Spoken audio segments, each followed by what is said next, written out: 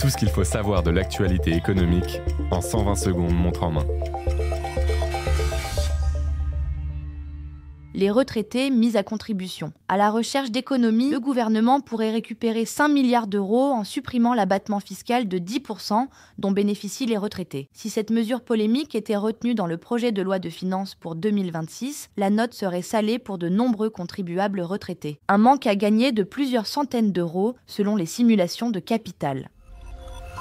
Les demandeurs d'emploi sont prévenus. Vendredi 25 avril, France Travail a annoncé faire évoluer ses processus de contrôle des chômeurs. L'objectif ? Contrôler 1,5 million de chômeurs par an d'ici 2027, contre un peu plus de 600 000 l'année dernière. À partir du 1er juin, les demandeurs d'emploi qui ne se présentent pas à un rendez-vous programmé par leur conseiller ne seront plus automatiquement sanctionnés. Mais le contrôle de la recherche d'emploi rénové, lui, sera généralisé à la France entière. Plus de détails sur Capital. On ne va pas recréer la taxe d'habitation. Interrogé ce dimanche par Ouest France, François Rebsamen, le ministre de l'Aménagement du Territoire, a exclu le retour de cet impôt local, supprimé en 2023 pour les résidences principales. En revanche, le ministre envisage la création d'une contribution modeste des citoyens au financement des services publics des communes. Une idée défendue par les associations des collectivités.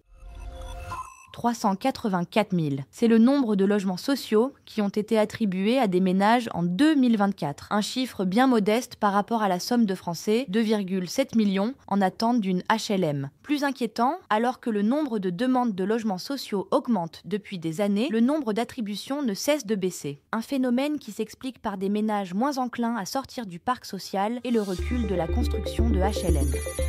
Ce podcast a été écrit par les journalistes de Capital et mis en voix par une intelligence artificielle. Abonnez-vous sur votre plateforme habituelle pour écouter chaque épisode dès sa sortie.